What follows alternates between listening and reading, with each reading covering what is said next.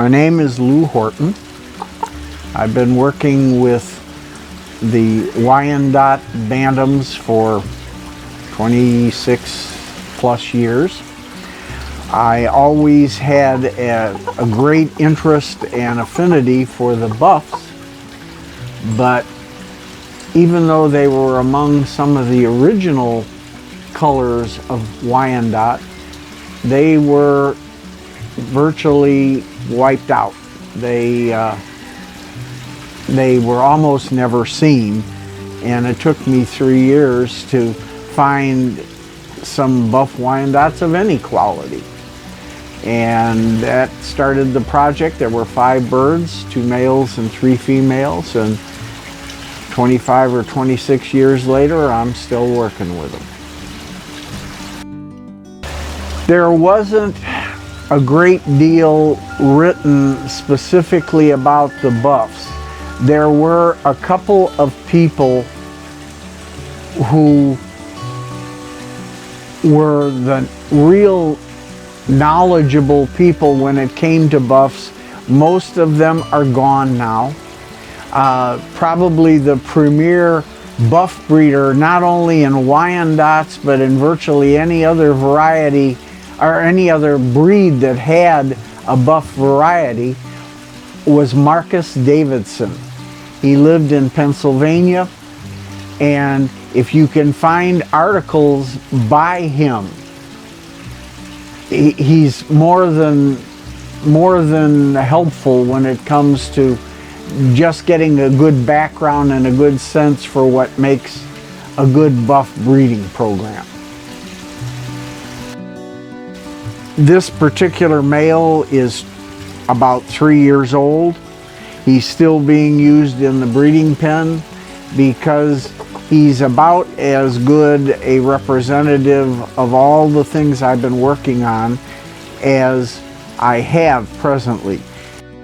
He's got pretty good Wyandotte type. The type of Wyandottes is best described by a series of curves. They have great width, they have broad heads, they have a nice bow in the front. They have a wide tail, and it took a long time for any of the Buffs that I was working with to even approximate that.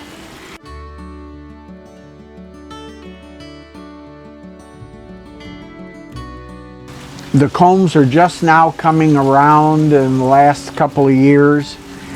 His comb is far from perfect, but it's a decent representation of the rose comb on a Wyandotte male, and his leg color is and has been over the last several years. The flock's leg color has been pretty good.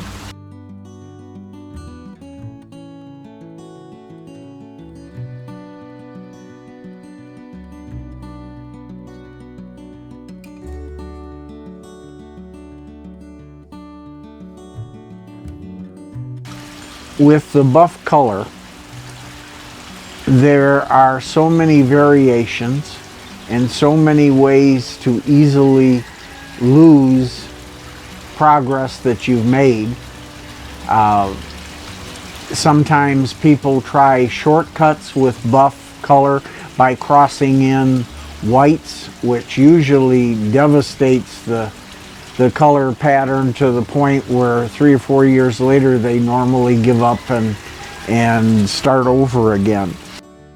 In terms of color, evenness of color throughout the sections is probably more important, at least it is to me, than the exact shade of the color.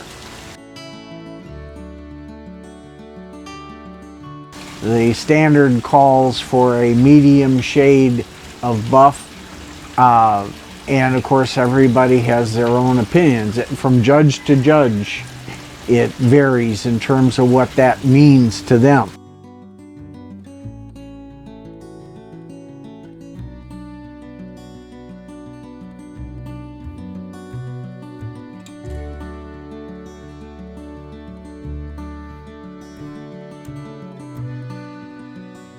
I believe that personality is not only important, but that it is transferable, it's inheritable to an extent. And so, especially with males, I am very likely to select, at least partially, for a calm temperament, not overly wild, not overly mean. The principal problems that I've been dealing with lately, of course, type is always a problem, size is always a problem. You don't want to let them get too big. Leg placement is important because you want the bird to be level with the tail and the head about even. And if your legs on the bird are too far back, the bird tips up. If they're too far forward, the bird tips down.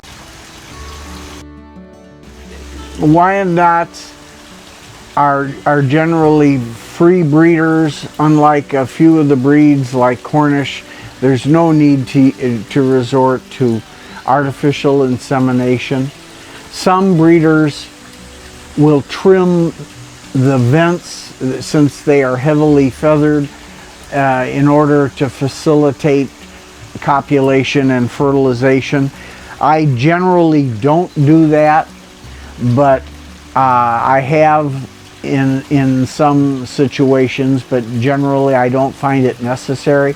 I usually have pens of 3 to 4 females and males, and I try to use cockerels early in the season when they tend to be fertile earlier than an old male might be. Wyandottes are easy to use as broodies, although they're not excessively broody. I have raised silkies, and at the drop of a hat, a silkie will go broody and want to stay that way for the whole season. Wyandottes will go broody if you let them collect eggs, although that varies to a great extent from one bird to the next. I have used them to raise their own chicks later in the season, hatch them and raise them, and they are good parents. But they're good producers of a light colored brown egg, kind of a cream colored egg, and they're easy to reproduce, and hopefully if you want them for egg production, you'll get all the eggs you need.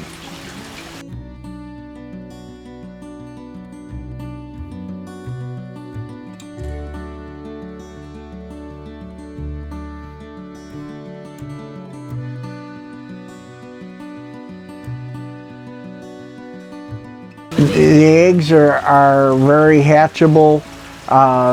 You don't usually have a problem with odd-shaped eggs,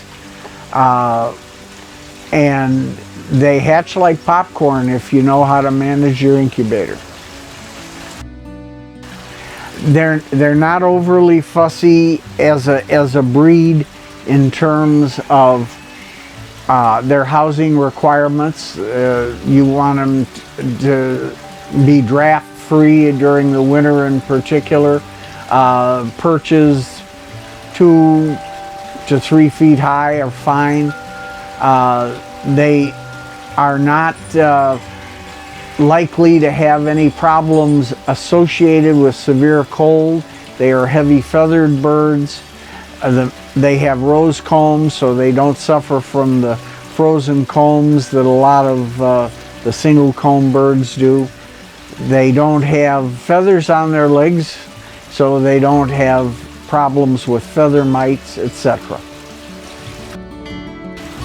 I think it is a huge mistake for breeders or fanciers, whether they are just exhibitors or whether they are breeding their own stock, to neglect quality feed for their birds. It makes a huge difference, and the ingredients that are things like marine fish meal and some of the other ingredients are not necessarily going to be found in the bargain basement feed that you might find at a farm and fleet. It's important to let the birds get as much outside as they can. I love to let them range. I love to let them chase bugs and peck at the vegetation. You got to be careful with the buff color because it's very susceptible to bleaching in the sun. But natural shade still allows them to get outside and not ruin the shade of their color by the sun bleaching it out. I also believe, unlike some of the feed companies, that all protein sources shouldn't be vegetable. I believe that animal protein is not only normal for chickens, which are omnivorous. They will eat bugs and even small amphibians and frogs, etc., when they get the chance. And so I feed freeze-dried mealworms as a treat. And I buy them by the pound, and birds get small amounts on a daily or semi-daily basis, and they learn to love them. Even when I take them to a show, I always bring some along to perk them up when they're in the show cages. First of all, like any other breed or color variety, they are always looking for new recruits. But in the buff color in particular, you have to be committed to it. It won't come quickly. There are always things to work on. And my attitude in terms of choosing the buff color was they needed more help than virtually any other color variety in the Wyandottes. I found them in disarray and very, very rare and scarce. You can go into blacks or whites or partridge and you'll start with good birds. But if you want to make a contribution and leave something noticeably better than you found it, try to work with one of the more rare colors. I would strongly recommend the Wyandotte Breeders Association, which is a group totally dedicated to the popularization of the Wyandotte breed in both standard birds and in the Bantams.